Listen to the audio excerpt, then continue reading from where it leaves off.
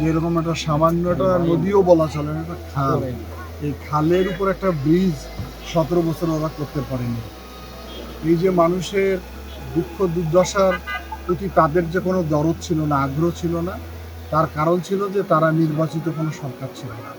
এই ফেসিবাদী শাসনের কারণে মানুষের দুঃখ দুর্দশা তাদের কোনো আন্তরিকতা ছিল না।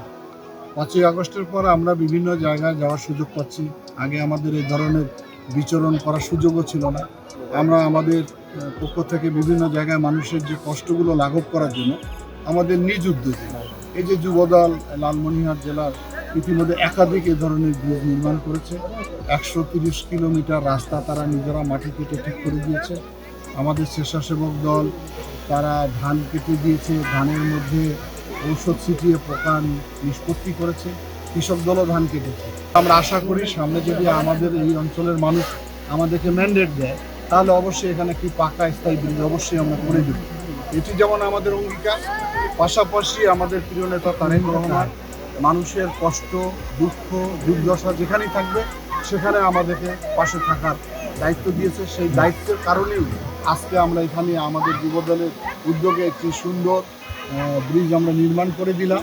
আমি আশা করি যে শীঘ্রই দেশে একটা অবাধ নিরপেক্ষ প্রতিযোগিতামূলক নির্বাচন হবে।